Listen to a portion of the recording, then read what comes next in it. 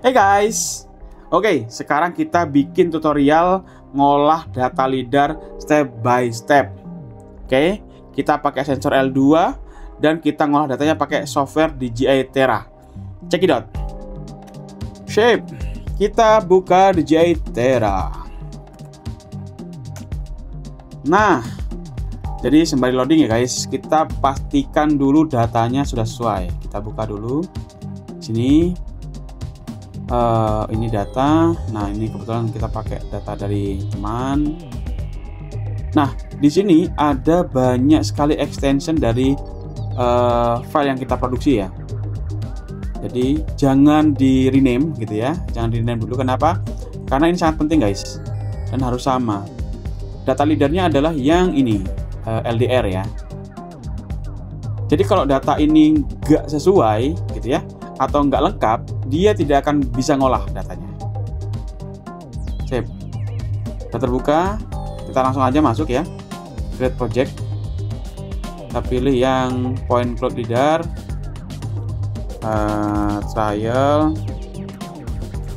Sip. Nah, kita coba ya, masukkan foldernya. Kita masuk ke data. Ini kan datanya tadi ya. Nah, ini certain data. Oke. Ini nggak akan bisa ngolah loh kan, dia nggak akan bisa ngolah. Oke, sip. Caranya gimana om? Jadi kita pastikan yang kurang apa dari sini. Yang kurang adalah OBS-nya, database-nya. Jadi kalau Anda semua terbang Matrix 350 atau 400 dan connect dengan DR33 atau DR32, biasanya akan muncul data RTB biasanya. Contoh ya, ini ada, nah ini extensionnya itu RTB. Nah ini RTB.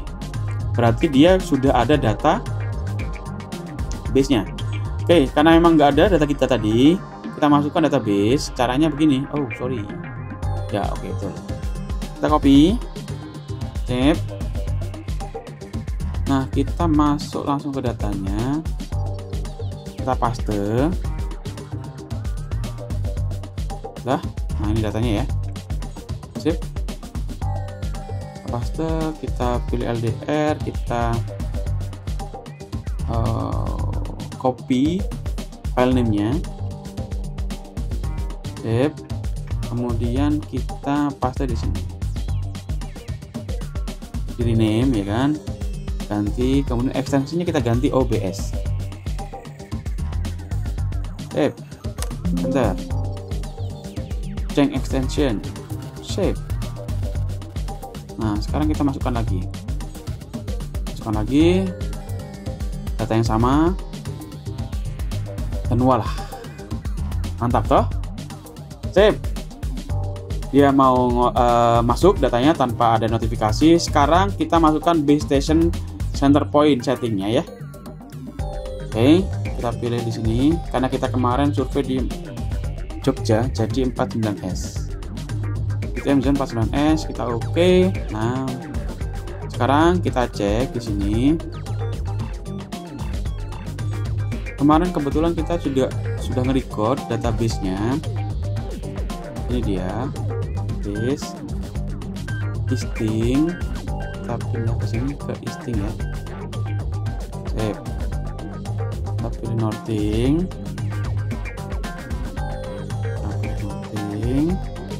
Kemudian kita pilih elevation.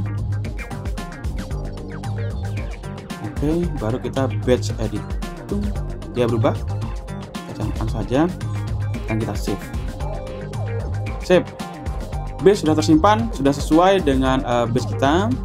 Kemudian kita masukkan di sini pre-processing pertama. Kita pilih scene-nya itu adalah point cloud processing.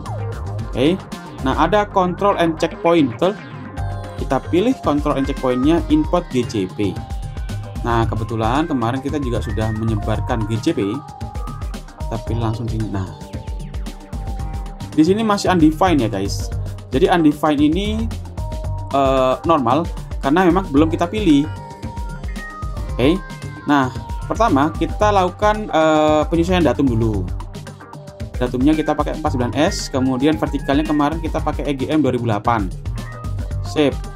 Nah, sudah, kita langsung ganti undefined-nya. Untuk nama kita pilih yang name. Kemudian di sini harusnya X ya. Kita pilih X. Di sini adalah Y. Di sini adalah Z. Sip. Nah, kebetulan di atas ini ada name, code, code description, style segala macam. Itu kita hilangkan dengan cara kita pilih di sini. Line to skip from top. 1. Nah, hilang dia. Baru kita import. Sip. Nah, akan muncul seperti ini.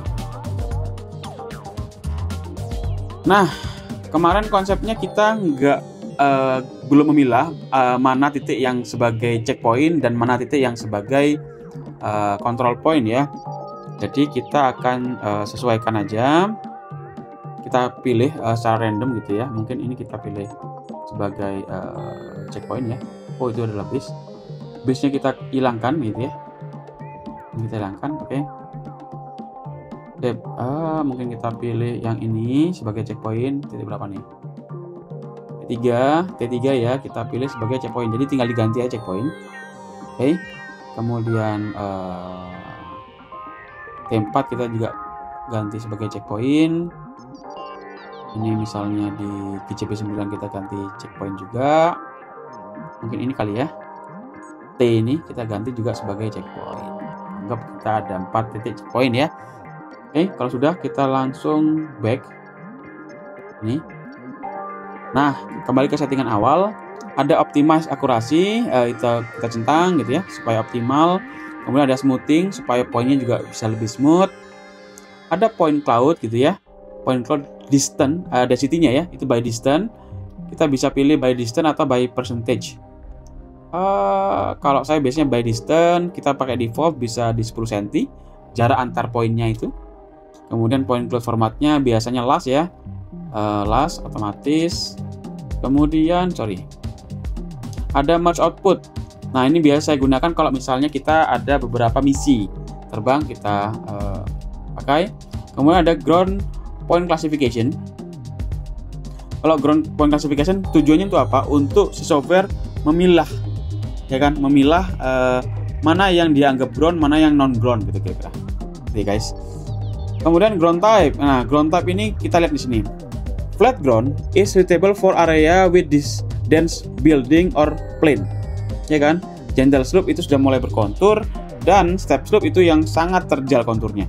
Jadi kebetulan kalau kita lihat di sini ya, area yang kita terbangkan itu adalah area permukiman. Berarti kita pilih yang flat ground saja.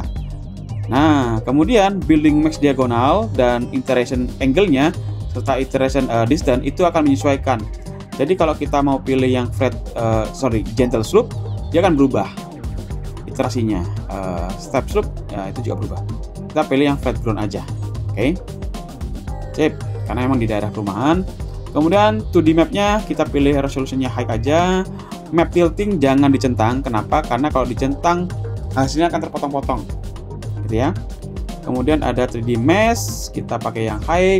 Radius modelnya kita default aja, formatnya kita default aja. Kalau mau ditambahkan juga boleh. Banyak sekali yang bisa kita ini, misalnya OBJ ya. Boleh. Karena otomatis nanti akan terekstrak dengan sendirinya ya. Ketika dia selesai ngolah data, dia akan terekstrak dengan sendirinya. DEM, kita nyalakan DEM-nya, kita bisa by scale atau by GSD. Cuman kalau saya biasanya by scale, kita buat 1:500. Jadi belibet kan. Oke, kontur intervalnya di 1 meter misalnya. Jadi jarak antar garis konturnya 1 meter ya intervalnya. Datumnya di 0, kemudian ada discard invalid contour lines. Kita centang dan minimal kontur line-nya ada 25. Jadi kalau ada kontur yang garisnya itu kurang dari 25 itu akan dihilangkan. Oke. Kalau sudah semua, kita bisa save, misalnya parameternya kita save di sini ya. Kita save. Nah, bisa kita ganti sehingga kalau kita mau ngolah selanjutnya nggak perlu kita setting up lagi. Jadi cukup pilih aja. Ini kan sudah saya setting nih param leader, jadi ya sudah kita langsung pakai aja. Oke. Kalau sudah, kita langsung start reconstruction. Ini adalah parameter checklistnya dan kita langsung oke. Sip. Nah, jadi gitu ya guys. Jadi kita tunggu dulu. Ngolah datanya selesai. Oke, kalau ada pertanyaan bisa chat di kolom komentar ya. Oke, setelah sekian lama selesai juga. Reconstruction complete. Oke. Nah, ini hasilnya. Oke, ini 3D mesh ya, 3D mesh, 3D-nya. Ini point cloud-nya. Kemudian 2D map-nya. Juga dimensinya.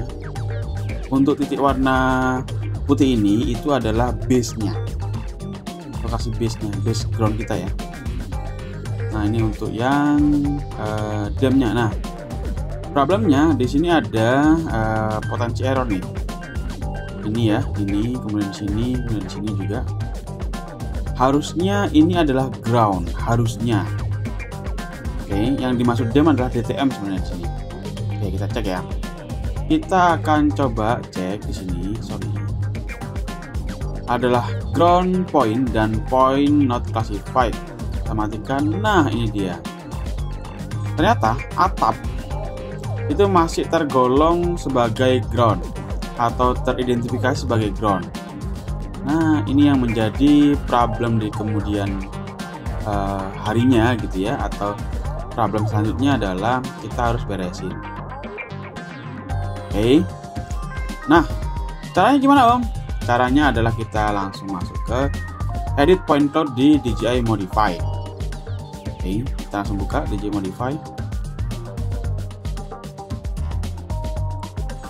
Nah, ini kita noise reduction-nya kita centang, smooth intensity-nya 10. Kita proses. Oke, kita kembali ke DJI Terra sembari nunggu DJI Modify memproses ya. Kita bisa cek di sini, ini adalah intensity, ini adalah height, ketinggian ya. Nah, kelihatan ya yang tinggi ini kan potensi error tinggi. Harusnya kan ground, ya kan? Ini hilang, harusnya ini juga hilang. Poin yang di atas hilang ya kan. Nah, ini juga hilang harusnya. Jadi ya begitulah. Oke, kemudian ada return. Nah, kalau return kita lihat, karena kita pakai penta return ya, jadi yang warna merah itu, yang merah kecil adalah return ke 5. Jadi pulse tembakan ya kan, return itu baliknya. Balikan ke 5 itu adalah yang warna merah, berarti lebih detail. Ya, harusnya ground itu. Oke, kemudian ini adalah type-nya adalah ground ya, ground dan non ground gitu. Oke, kita lihat masih classifying gitu. Jadi kita betul-betul diperbaikin. Harusnya ini hilang, kemudian ini juga harusnya juga hilang ya, karena kan. Nah, ini. Kalau kita lihat guys, nah contoh. Ada poin di sini. Iya, logikanya kan nggak ada. Nah, boleh jadi ini adalah kaca. Kita cek. Nah ini dia. Ini apa ya? Semacam polikarbonat ya. Jadi bahan polikarbonat itu kan dia tembus sampai ground kan. Nah, jadi si laser itu tembus dia, karena dia bening, tembus sehingga yang terdeteksi adalah si tanahnya nih. Nah, ini groundnya. Jadi groundnya terdeteksi. Jadi ini kan bahan polikarbonat atau UPVC yang bening atau apapun lah. Jadi atau kaca ya, kaca itu kan juga bisa bening ya. Nah, jadi di sini juga harusnya. Jadi guys, tapi kalau secara bangunan harusnya dia betul-betul full bangunan, harusnya nggak ada guys. Sip. Itu ada pertanyaan boleh. Ini juga kita bisa buat profilnya ya. Kita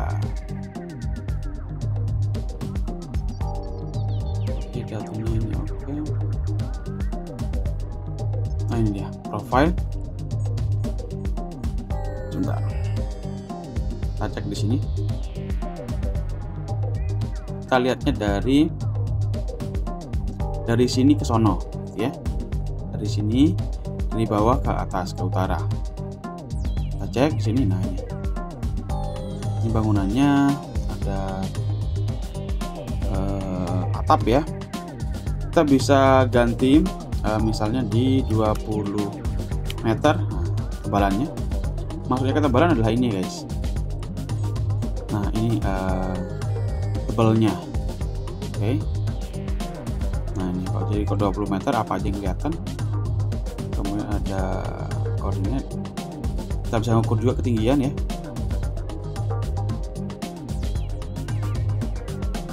Nah ini berapa? Vertical distance-nya 15,5 meter, horizontalnya 0,1. Jadi horizontal kanan kirinya ya. Jadi digitnya yang salah gitu ya.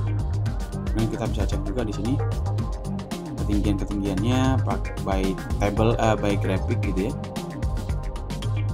Oke, begitu. Nah, ini udah selesai. Kita akan coba cek. Nih. Kita matikan. Nyalakan groundnya. Wow, sudah hilang. Haha. Ya itulah. Jadi memang sebelumnya kan ada apa ya istilahnya ya? Ada atap masih di sini ya, di area ini masih ada atap, sekarang udah hilang. Itu guys. Jadi memang harus pakai di JTera sepertinya. Ya. Oke, gitu. Detail penggunaan di JTera ada di video yang lain, jadi bisa kalian tonton dan bisa di pause. Oke, gitu ya kira-kira. Dan kalau udah selesai kita bisa langsung masuk sini, trend result, dan ini kita bisa buat demnya, kontur, dan grid of point dan tin ya. Jadi kita tinggal proses. Oke, begitu kira-kira step by step penggunaan JTera. Oh, ada yang ketinggalan, quality report. Nah, ini cara bacanya begini. Kira-kira waktunya ada di 35 menitan ya. Ada parameter default XYZ, roll, pitch, yaw segala macam. Kemudian di sini ada akurasi fix 100%. Jadi post processing kinematiknya fix 100%. Oke. Di sini ada point cloud, checkpoint, error gitu ya. Ada 4 poin checkpoint. 4 poin checkpoint. Jadi yang menjadi checkpoint itu ada 4 titik. Sudah dipilah-pilah di awal tadi ya. Oke, ini errornya. Ini adalah ID dari checkpointnya. Ini errornya gitu ya. RMSE, root mean square error. Nah, ini GCP-nya. Ada banyak. Ini hasilnya TDOM, True Digital Ortho Mosaic. Istilah yang dikeluarkan oleh DJI. Ini adalah scene overlappingnya. Semakin banyak overlapnya semakin bagus. DSM, surface model ya, DEM atau DTM gitu ya. Nah, kalau di DTM ini masih ada ya, masih ada atap ya, tapi kalau di modify itu sudah nggak ada. Nah, jadi setelah kita ekspor nanti hasil dari modify, ini kita bisa ekspor juga, ya kan? Setelah ini kita olah, dia juga mengekspor, itu akan ada yang namanya DTM terbaru, gitu ya. Dan itu harusnya lebih bagus. Oke, begitu kira-kira guys. Jadi pastikan bahwa Anda survei sudah sesuai kualitasnya ya, sehingga pengguna juga merasa puas, kira-kira begitu ya. Sip, mudah-mudahan manfaat. Terima kasih. Sekian dari saya. Sampai ketemu di lain video. Bye bye.